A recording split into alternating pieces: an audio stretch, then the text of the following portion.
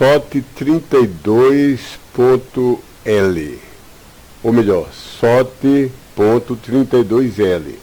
Estamos estudando a série que não há perda de salvação. E essas passagens são referentes ao testemunho de igrejas locais específicas, as 7 igrejas de Apocalipse, capítulos 2 e 3. De mais de 114 versos claros e explícitos, já provamos que, ao menos para nós, os crentes, os verdadeiros crentes dessa dispensação de assembleias locais plenamente estabelecidas, não em tradição, igrejas de convertidos gentios, Deus garantiu que, uma vez salvo, sempre salvo, porque é Ele que nos preserva, é o poder dEle e não nosso que nos preserva, é a fidelidade de Deus e não nossa. Mesmo que na terra nós fraquejemos e sejamos disciplinados, e no céu percamos galardões e coroas. Então já vimos isso sobejamente. Refutaremos agora tentativas de objeções das pessoas que se comprazem em pregar e insistir em andar por montanhas e vales para tomar um crente novo convertido e dizer: olha, você não pode ter certeza, você pode ganhar a salvação num dia, no outro dia perder, e no outro dia ganhar de novo, e no outro dia perder, infeliz de você se morrer no dia que perdeu. Então esses crentes que advogam que a salvação pode ser perdida, alegam muitas passagens, entre as quais as seguintes que vamos estudar hoje: Apocalipse 2, de 4 a 5, Apocalipse 3, de 2 a 3, Apocalipse 3, de 15 a 16. Então alguém poderia perguntar: bem, essas passagens claramente mostram que um crente das igrejas hoje pode ser salvo e perder a salvação. Deus está dizendo isso claramente. Será? Vamos ver. Essas passagens, concordamos que estão no grupo de capítulos da Bíblia referentes à igreja, referentes a igrejas de convertidos gentios. Porque tudo que está de Romanos a Filemon e esses 2 capítulos, 3 capítulos, 1, 2 e 3 de Apocalipse e parte de Apocalipse 22, foram endereçadas, são cartas endereçadas.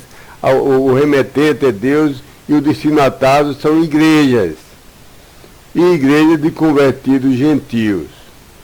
Mas é sempre muito fácil distinguirmos pelo contexto se essas passagens se referem ou não a pessoas individuais salvas de nossas igrejas de gentios convertidos, ou se explícita e claramente elas afirmam ou não que tais pessoas individuais podem perder a salvação que Deus lhes deu e disse que era eterna, mas não vai ser eterna. A passagem, o contexto diz claramente. Então leiamos, veremos que são passagens direcionadas a igrejas, não a indivíduos. Então fala do corpo, do organismo, da corporação, da igreja como um todo. O testemunho que ela vai dar, se vai continuar sendo usada por Deus, ou vai deixar de ser usada por Deus porque se afastou da verdadeira doutrina e do verdadeiro amor e da verdadeira obediência a Deus. Vamos ver essas passagens. Eu distingo a você se fala de um crente perder a salvação. Atos 2, 4, 5. Mas algo tenho contra ti. Está falando para a igreja de Éfeso. Porque o teu primeiro amor deixaste. Lembra-te, pois, de onde, tudo falando para a igreja, não é para um crente, aí é para a igreja. Lembra-te, pois, de onde tu tens caído, e arrepende-te, e as primeiras obras pratica, e se não, venho eu a ti subitamente, e removerei o teu castiçal para fora do seu lugar. Quem recebeu o castiçal foi a igreja, não nenhum dos seus membros. Terminando o versículo: se não te arrependeres. Apocalipse 3, 2 a 3. Se tu vigiando, acho que é para a igreja de Sardes, se tu vigiando, e firma tu as coisas restantes que estão prestes a morrer, porque não achei as tuas obras tendo sido completadas aos olhos de Deus. Lembra-te, está falando para a igreja, lembra-te, pois, de como tem recebido e de como ouviste firmemente monta guarda e arrepende-te. Se não, pois, vigiares, virei eu sobre ti como um furtador, e que de modo nenhum saibas tu a que hora virei sobre ti. E Apocalipse 3, de 15 a 16, também falando para a igreja, que é a igreja de Laodiceia. Tenho conhecido as tuas obras, que nem és frio, nem quente em fervura. Quem dera frio foras, ou quente em fervura. Assim, porque morno és, e não frio nem quente em fervura, estou prestes a te vomitar para fora da minha boca. Então a resposta é essa. Eu posso lhe escrever, já enviei pela internet, posso enviar de novo, 114 versos, onde o próprio Deus fez escrever explicitamente, usando as exatas palavras, as exatas letras que eu vou usar aqui. Do lado da condição esquerda, aliás, do lado da condição única de sua regra quanto à salvação, ele fez escrever palavras como crê tu, recebe tu, se creres e confessares, se te arrependeres e creres. E do lado do resultado infalível, Deus fez escrever a consequência garantida, com palavras como, que ele mesmo escreveu essas exatas palavras, vida eterna. Crê tu, vida eterna. Recebe tu, vida que dura para sempre. Não entrarás em condenação, nunca perecerá, preservado, nenhum ser criado poderá nos separar para longe do amor de Deus. Um exemplo desses 114 versículos, só um. Em João 5,24, Deus diz, em verdade vos digo, que quem está dando ouvidos à minha palavra e está crendo para dentro daquele havendo-me enviado, já tem a vida eterna. Pode ser mais claro do que isso? Olha no dicionário o que significa eterno. Você vai ver aquilo que nunca, de modo nenhum, por hipótese nenhuma, em circunstância nenhuma, em tempo nenhum, pode ser perdido. Deus está dizendo que Ele deu e eu já tenho a vida eterna desde o milésimo de segundo em que eu criei verdadeiramente no seu Filho e recebi. Continuando o versículo, deixa eu ler desde o início. Em verdade vos digo que quem está dando ouvidos à minha palavra está crendo para dentro daquele havendo-me enviado, já tem a vida eterna. E para dentro de condenação não vem. Também pode ser mais claro do que isso. Para dentro de condenação não vem jamais, em hipótese nenhuma. Terminando. Mas já tem passado proveniente de dentro da morte para dentro da vida. Então, eu já lhe enviei 114 versículos claríssimos, irrefutáveis. Ninguém que tenha um neurônio na cabeça pode deixar de entender um versículo desse. A clareza, as palavras que são usadas. Agora, para você provar o contrário disso, o ônus é seu, o trabalho é seu, a responsabilidade é sua. Você deveria mostrar pelo menos uma passagem diretamente referente aos salvos, preferencialmente entre Romana e Filemão, que são livros endereçados a verdadeiros crentes de verdadeiras igrejas de convertidos gentios. Não são igrejas em transição, são igrejas já plenamente estabelecidas. Encontre uma passagem que explicitamente, do lado da condição, tem a mesma condição, crê tu, recebe tu, mas do lado da conclusão, tem o contrário, de crê tu, mas tua vida não será eterna, você poderá perder. E eu sei que no fim você vai perder e vai para o inferno. Recebe tu, e te darei uma vida provisória, que instável, que a qualquer momento você pode perder. Encontre um verso deste que ninguém nunca conseguiu encontrar. Então, decididamente, nenhuma dessas suas 3 passagens alegadas faz nada semelhante a isso. Encerremos essas passagens. Olha que você venha a crer nessas passagens e seja salvo. Porque se você não crê em coisas que Deus diz tão claramente, você não é um crente. Você crê em algumas partes da Bíblia. Você crê na existência de Deus, o diabo crê também. Você crê na divindade de Cristo. O católico crê e vai para o inferno. Você crê que Cristo foi o maior exemplo de perfeição, de caráter. O testemunho de Jeová também crê. E assim por diante. Crê em toda palavra. Se está na Bíblia e é claro e o contexto só dá uma interpretação, você crê, mesmo que não entenda.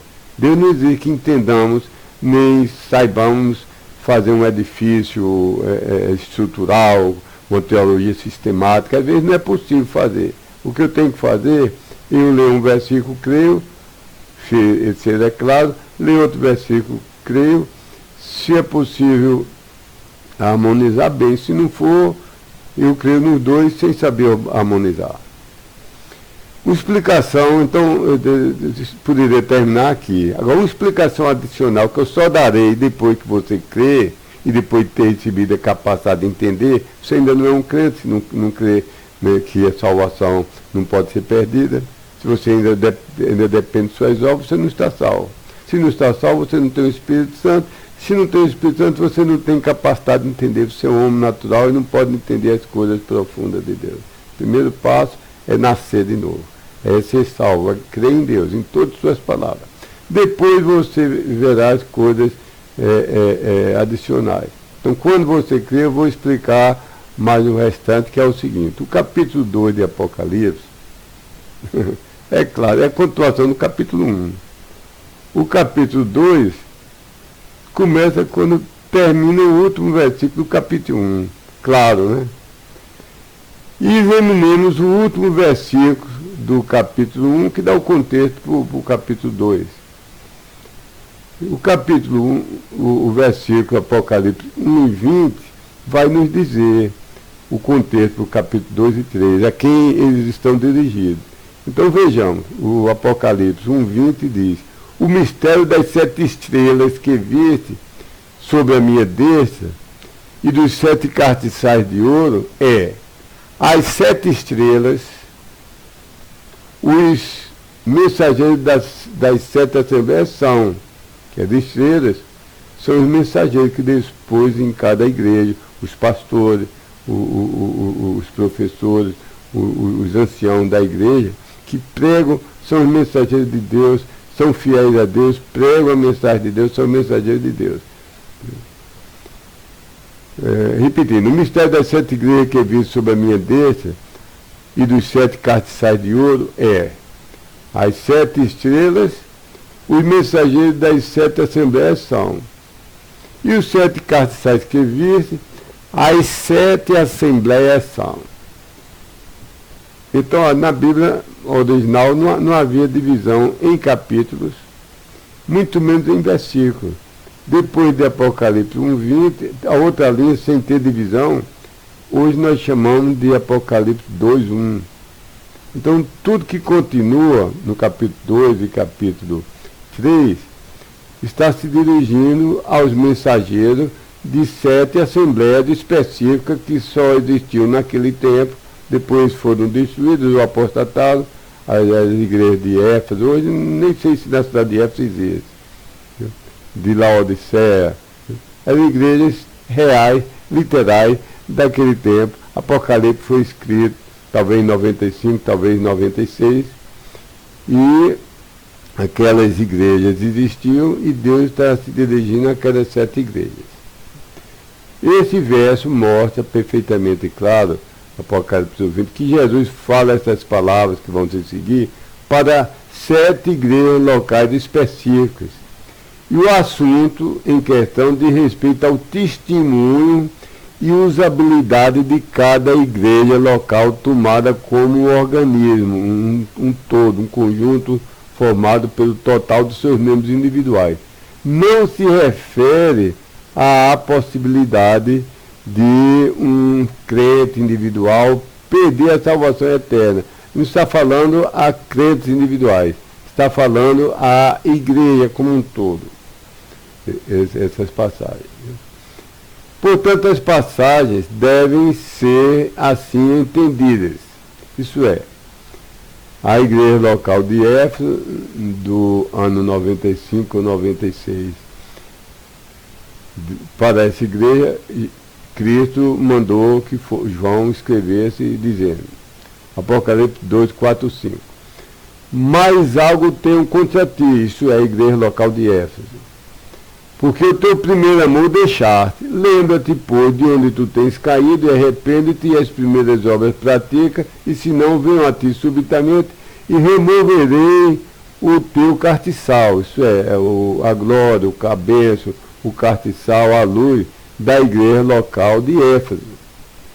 Removerei para fora do seu lugar, se não te arrependeres. Apocalipse 3,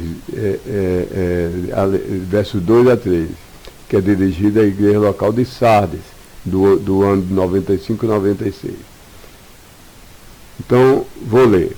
Se tu, isso é a igreja, vigiando, e firma tu as coisas restantes que estão prestes a morrer, porque não achei as tuas obras, está se dizendo na igreja, tendo sido completadas aos olhos de Deus. Lembra-te, pois, que está se referindo à igreja, de como tens recebido e como ouviste firmemente, monta guarda e arrepende-te.